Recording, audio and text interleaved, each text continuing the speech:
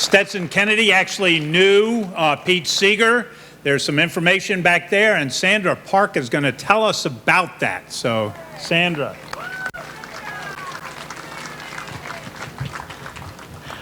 Wouldn't Stetson just love to be here tonight? Well, as you've heard from the words of the music that we've been sharing together tonight, these two men gave their lives for the same three goals. The first was the preservation of traditional cultures. And so while Pete was singing about Abiyoyo, the African-American folk hero, Stetson was writing about Daddy Minchin, the Florida African-American folk hero. Did you know we had some? While Stetson was infiltrating the Klan, Pete was standing up for conscience and speaking out against racial injustice, against war. And because of his activism, Pete was blacklisted and kept from broadcasting for so many years. But what these two men based their beliefs on, why would they get so excited about preserving traditional cultures? Why would they care about protecting human and civil rights? Because both men had a personal, close kinship with the natural world. How can we live in a sustainable world if we don't learn from the traditional cultures that once did it?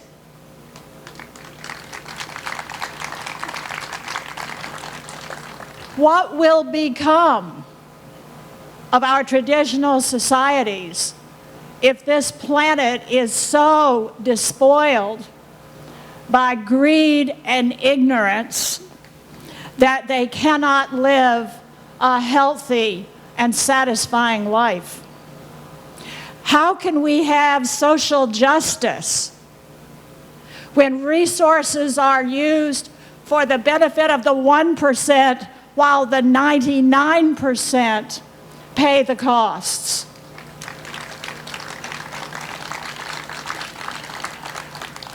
When Stetson died, we had sued the St. John's Water Management District for a violation of the Sunshine Laws because we asserted that it did not give the public the right to speak at its hearings in Palatka.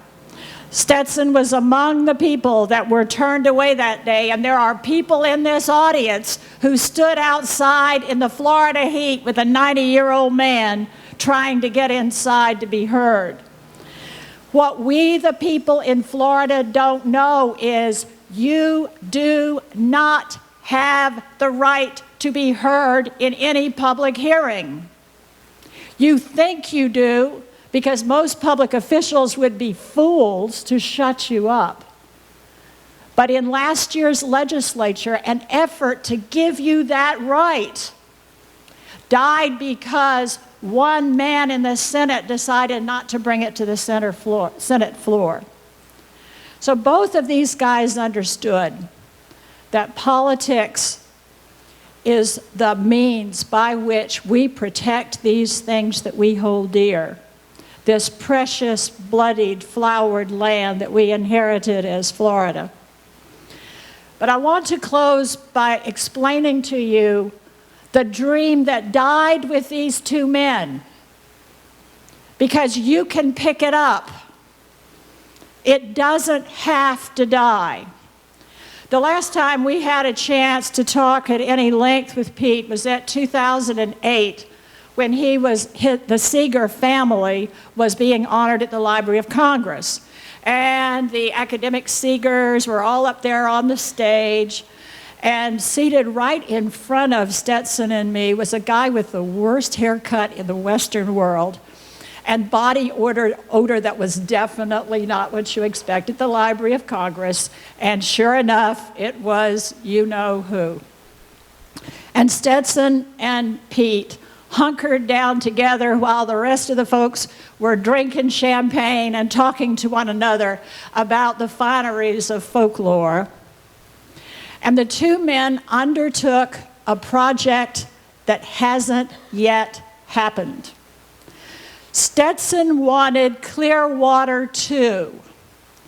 Stetson and Pete talked together about doing on the St. Johns River what Pete and the Clearwater Foundation had done on the Hudson, to start in Mayport and go to Sanford, and all along the way have artists and performers to engage us and to inspire us and to quicken us, to insist that we use these political tools we have to protect the lifeblood of East Florida, the St. Johns River. So if Pete was here today, and if Stetson was here today, what they would say to us is, carry it on. We're the only ones who can.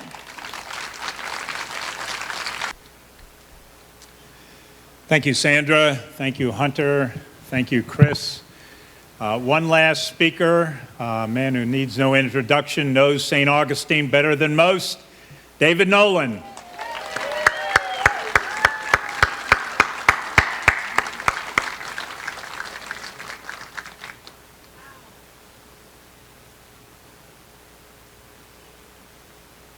Thank you. A few years ago, I was one of thousands of people who signed an online petition to get Pete Seeger the Nobel Peace Prize. And obviously, we didn't succeed. I still think he would have been a better choice than Al Gore or Henry Kissinger. But, you know, there was always something peaceful about the way Pete presented himself, at least in public. I remember when I was in high school in 1962, and this ripple went throughout our classroom saying, watch television tonight. Watch the David Susskind show, Open End, because he is going to challenge the blacklist by having Pete Seeger as a guest. And you know, it was one of those shows where the audience would ask questions. So we were all there with our eyes glued to the television, and somebody in the audience said, now, Mr. Seeger, how did it feel to be blacklisted? And Pete got his most genial look on. He said, oh, I don't know that I was really blacklisted. And David Susskind was not about to lose his moment of fame. He said, you were blacklisted, Mr. Seeger. Let me tell you, you were blacklisted. So that, you know, the only time I ever saw Pete publicly in a bad mood was in a film clip from the Newport Folk Festival in 1965 when Bob Dylan went electric. We're talking to Pete Seeger, and on this allmusic.com bio of you, it says, Pete Seeger's adherence to the sanctity of folk music came to a boiling point with the advent of folk rock, and it's long been rumored that he tried to pull the plug on Bob Dylan's very electrified set with the Paul Butterfield Blues Band in 1965. Is that true? No. It's true that I don't play electrified instruments. I don't know how to. On the other hand, I've played with people who play them beautifully, and I admire some of them. Howling Wolf was using electrified instruments at Newport just the day before Bob did. But I was furious that the sound was so distorted you could not understand a word that he was singing. He was singing a great song, Maggie's Farm, a great song. But you couldn't understand it. And I ran over to the sound man and said, fix the sound so you can understand him. And they hollered back, no, this is the way they want it. I don't know who they was. But I was so mad, I said, damn, if I had an axe, I'd cut the cable right down. I really was that mad. But I wasn't against Bob going electric. Matter of fact, some of Bob's songs are still my favorites. What an artist he is. What a great, I'd say maybe he and Woody and Buffy St. Marie and Joni Mitchell and Malvina Reynolds are the greatest songwriters of the 20th century. Even though Irving Berlin made the most money, they wrote songs that were trying to help us understand where we are, what we got to do. Still are writing them. But I got curious about Pete and Florida. And actually, Pete Seeger, from a very early age, trended to Florida. You know, Pete's father was a distinguished musician, and he has started the first music department at the University of California in Berkeley in 1912. And it must run in the family because he soon got fired for opposing U.S. involvement in World War I. But when Pete was just 18 months old in 1921, the family built their own trailer with a pump organ inside, and they took off heading towards Florida, and they were going to bring classical music to the great unwashed southern masses. And one of Pete's brothers said, well, you know, we got down there to North Carolina, and every place we went, people already had music. But it said that the reason for the end of that was that a little 18-month-old Pete Seeger, they had this wash tin that they would wash the clothes in every night, and they would start a fire underneath it, and Pete went just about to step into that fire, and his mother grabbed him and said, this is the end of this particular adventure. Now, Pete's parents got divorced in the 1920s, and his mother went to live in Sarasota, Florida. Pete had a brief academic career at Harvard, where his contemporaries included John F. Kennedy and David Rockefeller. They probably never actually went to a political meeting together, I would guess. But Pete dropped out, and what do? You know, you go to where you have free lodging. So he went down to Sarasota and stayed with his mother and spent a month studying art there. And then he had to decide what to do. He didn't always want to be a singer. He wanted to be a crusading journalist. But he went up to New York State, and he took a bicycle trip across New York State using his newly found artistic skills to paint watercolor paintings of barns, and then to try and trade them to the farm families to feed them and put them up overnight. And he said after he got famous, people would call him and say, are you the same Seeger who painted our barn the wrong color? And I don't know. I gather it wasn't successful because they said when he got back to New York, he was so thin that he could slide through the subway turnstiles without having to drop a token in. And so then his sister-in-law challenged him. She said, well, you play music. Why don't you go out on the street and perform and, you know, let them put some money? So he started out on Park Avenue. And I think he found that even though it was the richest street in America, it wasn't the most generous one. So finally, his aunt hired him to perform music for school children at Dalton School, and this was good training for the rest of his career. Now, Pete did come back to Florida and did have further Florida connections. His father remarried a woman named Ruth Crawford, a very well-known composer. A book has been written about her, and she grew up in Jacksonville, Florida, where her father was the minister of Snyder Memorial Methodist Church, where people took refuge during Axe Handle Saturday in Jacksonville during the Civil Rights era. Pete also would come back to see his mother in Sarasota, and we know he was here in 1941 because he wrote for a very obscure publication an article about the building of Camp Blanding, which overnight became the fourth largest city in Florida, and which was built by H.E. Wolfe, who lived right up at the head of the street here in the old plantation house called Markland. And Sandra Parks and some others can tell you stories about H.E. Wolfe. Suffice it to say, he was probably not a big Pete Seeger fan.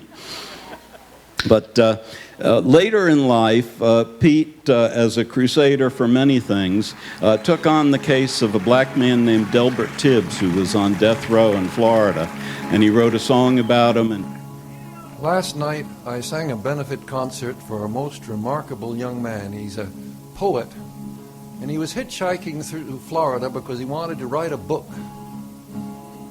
Well,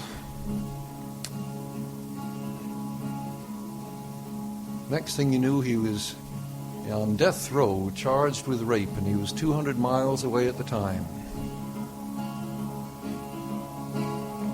I'm sitting here on death row, Delbert Tibbs my name. Say, won't somebody listen to how that I've been framed? Don't they know my jury was all white? Don't they know the facts they kept from light? I need a poem to tell how I've been framed. I need a poem to expose this racist game. Say, don't we all need a poem to break these iron bars? Wouldn't you like a poem to help you see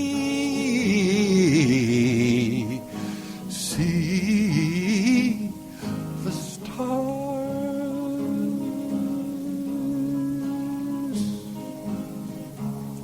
Well, the state of Florida is just one of many, but the state of slavery, don't we wish there'd never been any? Don't we wish slavery never existed, nor never was? But slavery was here. You can't say because. Now I need a poem to tell how I've been framed. I need a poem to expose this racist game. Say, don't we all need a poem to break these iron bars? Wouldn't you like a poem to help you see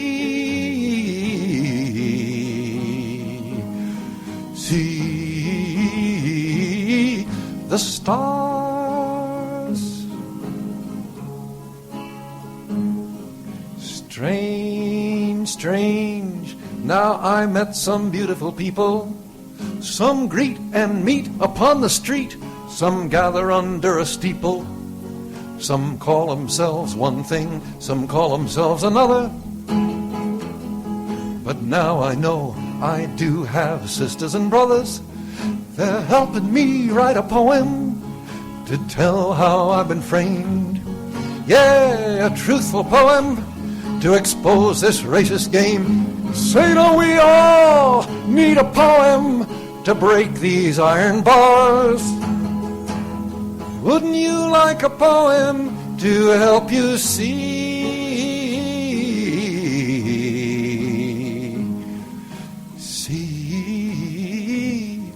the stars?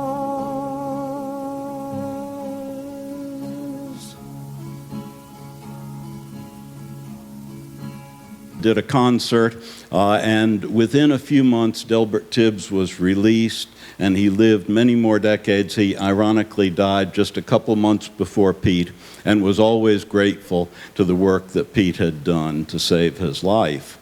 And finally, in 2005, the remaining ashes of Pete Seeger's father and stepmother were scattered in Jacksonville, Florida, at Evergreen Cemetery, at his stepmother's parents' grave there. So there was this continual connection. I wish I could tell you, oh, Pete Seeger was here in St. Augustine many times, but I still await someone to tell me that. You know, he must have been here if he went to Camp Blanding, you figure. But among the many honors that Pete won was Cuba's highest honor, the Felix Varela Medal. And of course, Felix Varela was the Catholic priest who grew up here in St. Augustine and spent his last years here in St. Augustine and was buried in St. Augustine from 1853 until 1911, when his remains were dug up and transferred to the University of Havana in Cuba. So Pete, we seek that further connection with you, but we're grateful for what you did, and I think probably your music would do better now than any more talk by me. Thank you.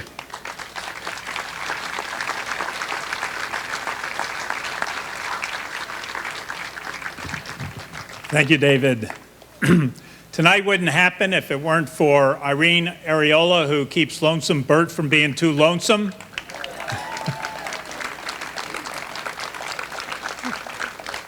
So let's go back to Lonesome Bert and friends. Thank you very much.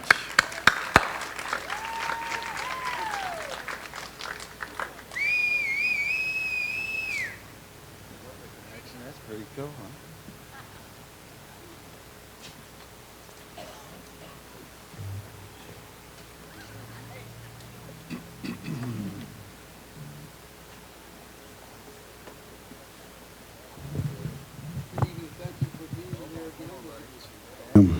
Thank you for all the kind words.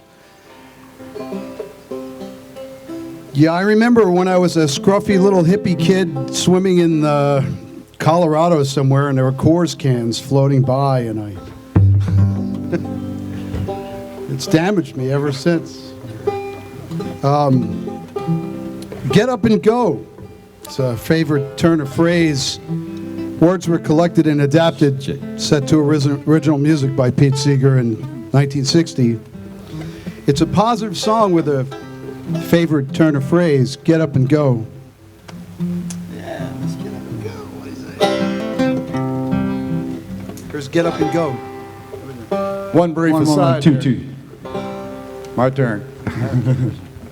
A brief aside, we recognize there's a number of fabulous musicians right here in this crowd. And in the spirit of Pete Seeger participatory inclusion, if you want to drag out your instrument, bring it up here and contribute to the noise level, we'd be glad to have you. We'll share the microphone with you, whatever it takes. Help you up. You didn't bring anything. Does anybody have a left-handed banjo or guitar anywhere?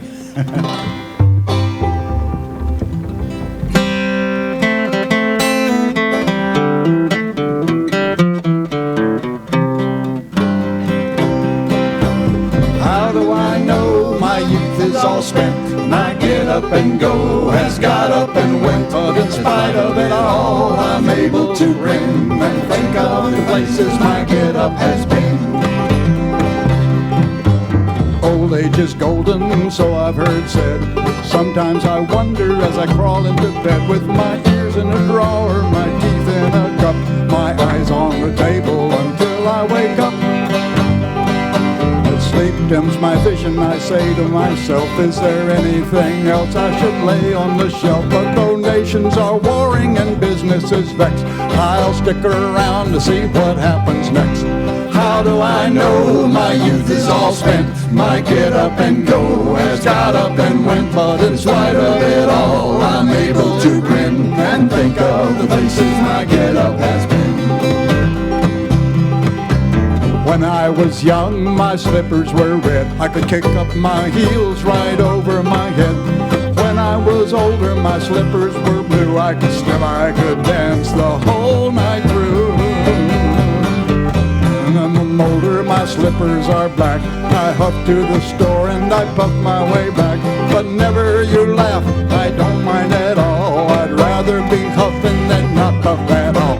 How do I know my youth is all spent? My get up and go has got up and went, but in spite of it all, I'm able to grin and think of the places my get up has been.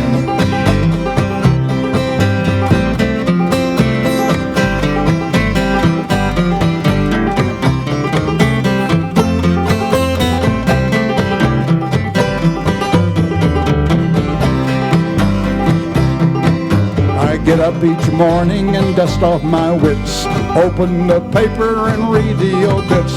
If I'm not there, I know I'm not dead, so I eat a good breakfast and go back to bed. How do I know my youth is all spent? My get up and go has got up and went, but in spite of it all, I'm able to grin and think of the places my get up has been. How do I know my youth is all spent? My get up and go has got up and went, but in spite of it all, I'm able to grin and think of the places my get up has been. How do I know my youth is all spent? My get up and go has got up and went, but in spite of it all, I'm able to grin and think of the places my get up has been.